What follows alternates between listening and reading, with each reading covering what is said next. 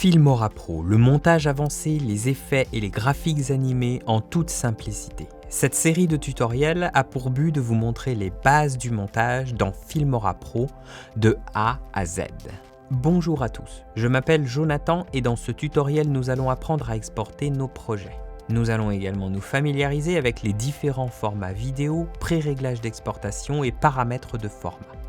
Donc une fois notre montage terminé et que nous en sommes satisfaits, il est temps d'exporter notre vidéo. Cela signifie en fait de convertir notre projet en fichier vidéo lisible par la plupart des lecteurs, gravable pour la plupart des graveurs de DVD ou uploadable sur les réseaux sociaux. Nous pouvons exporter la composition complète en cliquant sur le bouton « Exporter » dans le panneau de l'éditeur et ensuite en choisissant « Contenu ». Si nous souhaitons n'exporter qu'une partie de notre projet, nous pouvons configurer un point d'entrée et un point de sortie dans le panneau de la visionneuse grâce à ces boutons ici ou en appuyant sur I et O de la même manière que nous l'avons fait dans le panneau du Ronia. Une fois fait, il suffit de choisir l'option Zone entrée-sortie après avoir cliqué sur Exporter. Une boîte de dialogue nous confirme que la timeline a été ajoutée à la file d'attente d'exportation. Cliquons sur Aller à l'exportation.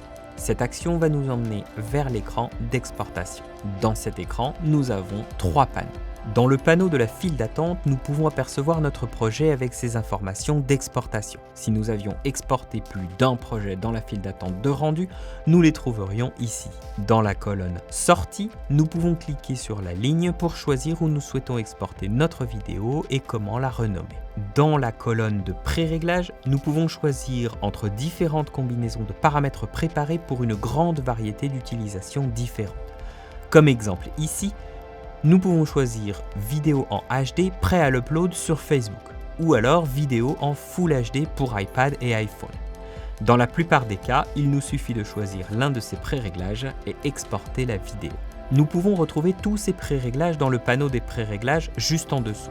Nous pouvons choisir lequel de ces pré-réglages sera sélectionné par défaut en double-cliquant dessus. Nous pouvons aussi les modifier et en créer des nouveaux. Créons un nouveau pré-réglage. Nous pouvons faire un clic avec le bouton droit de notre souris dans le panneau et choisir « Créer un pré-réglage ». Ou alors nous pouvons simplement cliquer sur le bouton « Nouveau pré-réglage » tout en bas. Choisissons ensuite le format. Nous pouvons choisir parmi 4 formats différents. Le MPEG-4 ou MP4 correspondent à des formats de fichiers compressés avec des tailles plus petites, idéaux pour Internet, avec les réseaux sociaux et compatibles avec la plupart des appareils portables. L'option séquence d'images va créer une série de fichiers images, une pour chaque trame de la vidéo. Le format QuickTime correspond au format vidéo standard utilisé par les ordinateurs Mac. Ils produisent généralement une meilleure qualité d'image, mais livrent une taille de fichier généralement plus importante.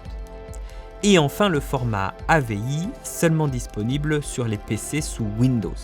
Ce format propose des fichiers non compressés d'une plus grande qualité, mais avec une taille globalement plus grande, prenant donc plus de place sur votre ordinateur. Dans notre cas ici, je vais sélectionner le format QuickTime. La fenêtre de modification des pré-réglages d'exportation va apparaître. La première chose à faire est de renommer notre nouveau pré-réglage.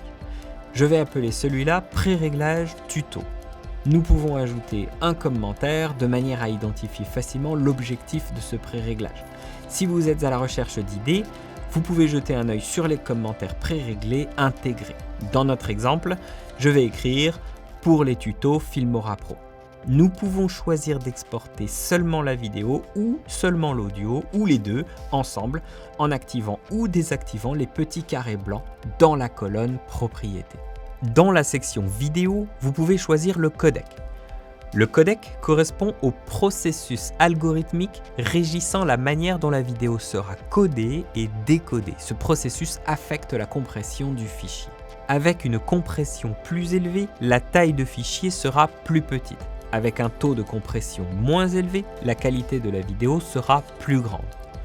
Tous les codecs ne sont pas disponibles pour tous les formats. Certains codecs sont seulement disponibles pour Windows, d'autres ne seront disponibles que pour Mac. H.264 par exemple correspond au codec le plus compressé, couramment utilisé pour le format MP4. Les codecs Apple ProRes sont des codecs standards pour Mac et leurs fichiers au format QuickTime. Il existe 5 codecs différents sous le format ProRes. D'une qualité inférieure à une qualité plus haute, nous avons 422 Proxy, 422 LT, 422, 422 HQ et 4444. Le codec photo JPEG utilise le même type de compression que les fichiers d'image JPEG. Cela permet de conserver une bonne image de bonne qualité, en particulier avec les fichiers à faible fréquence d'image. GoPro Cineform a été conçu pour le montage vidéo professionnel, privilégiant la vitesse et la qualité au détriment de taux de compression élevés. Les formats DV ont été travaillés pour permettre l'exportation de vidéos prévues pour les moniteurs et téléviseurs à tube cathodique. Il existe une version NTSC et PAL disponible. Au niveau des dimensions, nous pouvons choisir si nous voulons nous en tenir aux dimensions d'origine du projet ou si ce pré-réglage va transformer la résolution de la vidéo finale. Si nous désactivons le carré blanc de la colonne « Utiliser la source », nous pouvons choisir les dimensions finales. La mise à l'échelle du mode nous permet de choisir comment le fichier image va s'adapter à la nouvelle taille. Nous pouvons ensuite choisir de modifier ou de conserver la fréquence d'image. Au niveau des couches colorimétriques, si nous choisissons RVBA plutôt que RVB, la vidéo finale exportera également toutes les transparences que nous aurons créées dans notre montage. Cette option est disponible seulement pour certains codecs. Dans la section audio, nous avons le choix de sélectionner le codec audio. Le format AAC correspond au format le plus compressé et il nous laissera également choisir le débit binaire audio. Plus le débit est élevé, plus la qualité sera haute et plus bas sera le montant de compression de la vidéo. Apple sans perte compressera l'audio sans perte de qualité. PCM non compressé, comme son nom l'indique, ne compressera pas du tout l'audio. Et finalement, nous pouvons choisir de changer le taux d'échantillonnage. Une fois que nous cliquons sur OK, nos pré-réglages apparaîtront dans le dossier des pré-réglages utilisateurs dans le panneau des pré-réglages. Cela nous permettra de le choisir depuis la colonne pré-réglage du panneau de la file d'attente. Alors, une fois que nos paramètres sont bien configurés, nous pouvons maintenant cliquer sur le bouton « Commencer à exporter » juste ici. Ce processus peut prendre un peu de temps, mais nous pouvons visualiser sa progression dans la colonne « Progrès » du panneau de la file d'attente. Nous pouvons également avoir un aperçu de cette vidéo en cours d'exportation dans le panneau de l'aperçu à droite. Une fois le processus terminé, recherchons le chemin que nous avons choisi pour l'exportation de notre projet ou cliquons sur le lien dans la colonne « Sortie ». Nous serons ainsi redirigés vers le fichier de la vidéo exportée que nous aurons au préalable monté, prêt à être joué, envoyé ou uploadé. Vous voilà maintenant familier avec l'exportation de projets dans Filmora Pro. Pour en savoir plus sur le montage vidéo avec Filmora Pro, n'oubliez pas de consulter nos autres tutoriels de la même série. Il n'existe aucune limite à ce que vous pouvez faire.